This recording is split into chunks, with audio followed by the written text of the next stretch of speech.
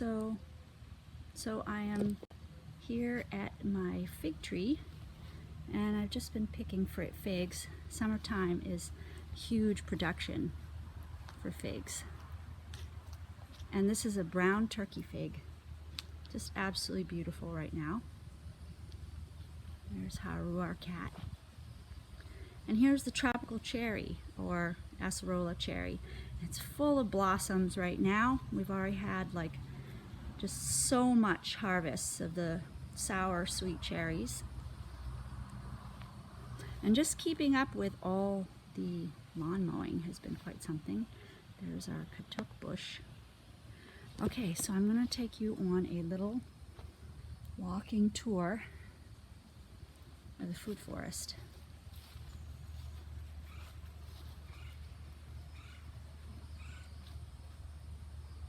Basil, peppers, pigeon peas, and this is looking towards the front. More katuk. This is our macadamia tree, all full of macadamias. It will probably be ready in August or September.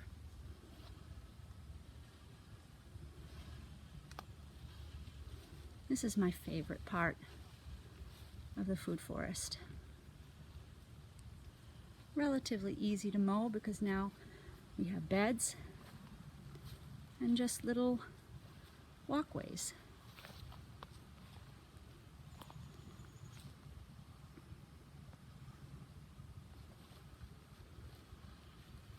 As you guys know, we use Mexican sunflower to really flesh things out. There's a dragon fruit and a mango. More pigeon peas. Loquat. Over here is our front. We have another loquat. Crepe myrtle. Dwarf poinciana. There's another tropical cherry.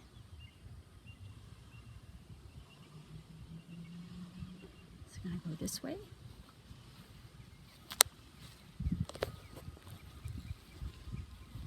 Some orange. More pigeon peas.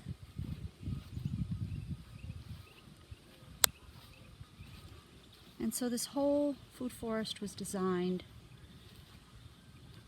so that you could just walk along and pick things.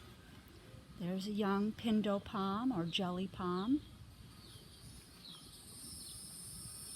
Here's another acerola cherry, young one. Here's a jaboticaba, which puts grape-like fruit on its branches and stem. There's a lovely papaya. See the papayas up there. And we're going to go across the driveway to the backyard, which has not been mowed, to get the mangoes.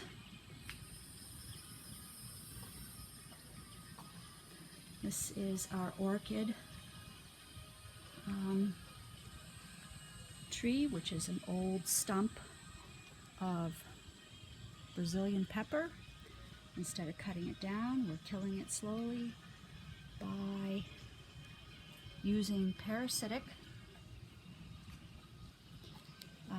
orchids and the like to kill it, strangle it, derive nutrients from it. There's a sea grape and kinds of pigeon peas and cranberry hibiscus in here, maybe a few young trees. And look at those Mexican sunflowers keeping the boundary, right? Here's a moringa tree. This is a variety that has small pod moringa. So, all right, let's go back over here. It's July 4th, so people are celebrating July 4th with barbecues. So this is the view to the backyard with these beautiful water oaks. And underneath are pineapples and bromeliads and snake plants, or mother's tongue, and they hold the leaves that drop from these magnificent trees. So we're going to go right straight back.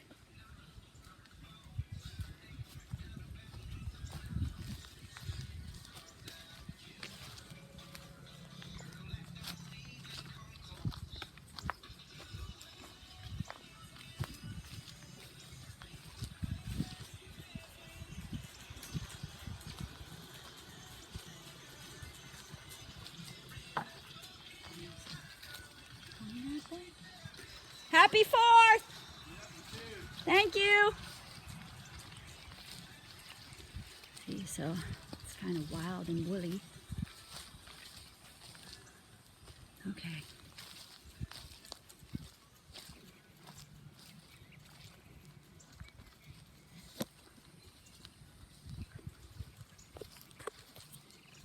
Okay, so here is our miracle mango. Doesn't put out a lot of mangoes, but the mangoes it does put out, wow, they taste like cotton candy. You gotta be careful here because there are snakes when you don't mow. Let's see if I can grab one here. Okay. Oh, there's one. There's a couple. Oh my goodness, they're past ready. I'm gonna take that one too. Probably have to pick these because they're probably gonna start to go bad in the tree. Okay, so then down this little slope here, this bed we have our peach trees. And they're a little bare right now. They start, oops, put my finger over the thing there. They're a little bare right now. But in March and April they start to bear. This right here is a Valencia mango. Wow, these are humongous mangoes. And they taste really good. Don't have a lot of fiber. I don't see any that have fallen yet. They're a little too heavy for me to carry because I've got figs and mangoes. Let me set that down. Beautiful. Okay. And I think everybody has a patch that doesn't grow anything. There's our patch that doesn't grow anything. Okay. And then over here we've got lemongrass, orange, tangerine trees. We got longevity and Okinawan spinach in there. We got olive trees. Olive trees. These are Tunisian olive trees. You can't see them really well because they're very young. Okay. And this is really time to get these Mexican sunflowers cut because they're wild and woolly. You cut and just chop and drop. And this is my little experiment of having lemongrass as a walkway border, and it does work. It really does work. Which I gotta trim these two. There's our Monroe avocado. These are Arbequina olives. No olives yet. Planted for about 6 years. Probably was a year old when we planted it. So these are 7, 8-year-old trees. Nothing yet, but they're beautiful. There's another Arbequina olive, smaller one. So when this is mowed, it's really quite beautiful. There's our American red mulberry. That's going to get really, really big. Very productive. That's once again in April. And then there's another area that doesn't do well. I'm stuffed right back in the corner. But there's a ponderosa lemon back there. Oh, and I'm just looking at those, I think they're called Peruvian cactus pears, and they're ready to be picked. They're kind of on my boundary. There's a loquat.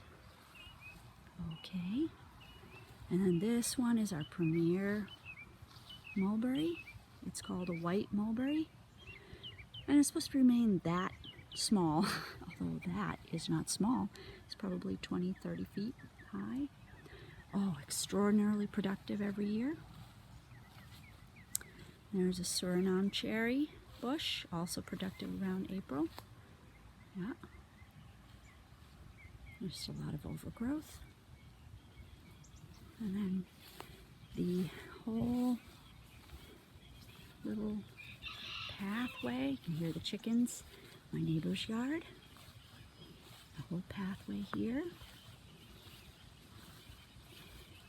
leads up to the back of the house where the sewer drain field is. You can kind of tell because that's where it's nice and green. And then our laundry outlet right here. And I mention this because the water is wasted if you just put it into the sewer tank. So we have a pipe going right from the washing machine down at a slope to here, and it has a little bed full of gravel as well as pine nuggets and these very thirsty Malabar chestnut trees, which are an Amazonian type of plant. They produce a football-like looking nut. Inside are many, many nuts that are reminiscent of peanuts or chestnuts. So, okay. So I'm going to go back and find my colander full of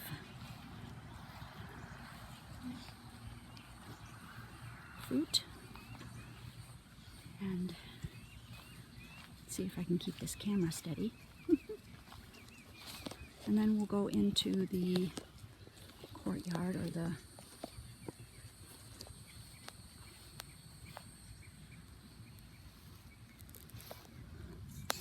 fenced-in lot where we used to keep chickens.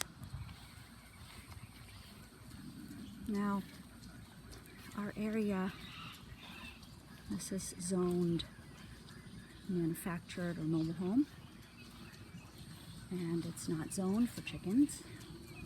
But because we're on county land, nobody bothers us. But chickens kind of I really wanted to pasture raise them.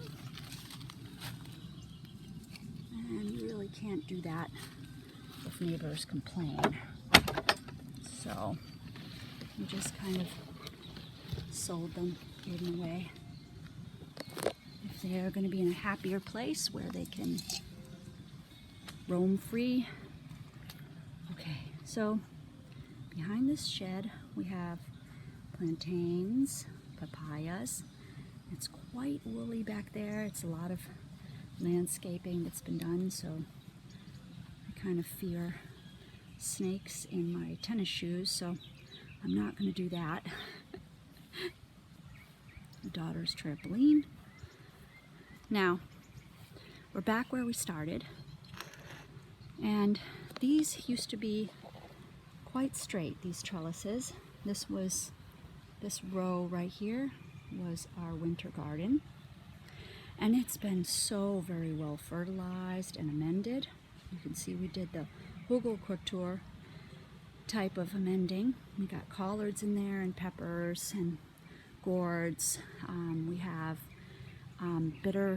not bitter melon, but they're like little cucumbers that grow pretty wild out here. We have butter butterfly pea, which is those beautiful purple flowers, fully edible, full of good nutrition. And the pods are edible when they're young. And we have stevia, and we have African blue basil, and a lot of other things. But what happened to these are all like wonky looking. What happened was the hurricane. I think that was Ian, and it pulled them down and pulled a whole grape vine down that was very productive. And so we got a little depressed. We kind of put them up incorrectly. They're going to have to be fixed. But so that's the story on that. And behind, let's see, we got a volunteer avocado tree right there. More papayas. And back here it's kind of wild and woolly, and I'm a little scared of snakes.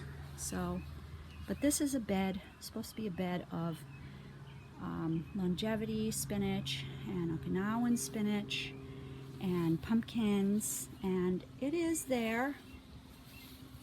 It is there. And there's a Alachua grapes, and oh, these are so good. They're not muscadine grapes, and that's going to be probably in August and September. And a fig back there. Wild and woolly here. Jackfruit back there. More pigeon peas. Bananas. Yep. And a pet graveyard too. There's St. Francis of Assisi. Okay. So that pretty much shows you the layout and beauty of things when it's the summertime here in Florida, Sebring, Florida, Central Florida. But I love these views down these pathways, a little bit of mystery, you know.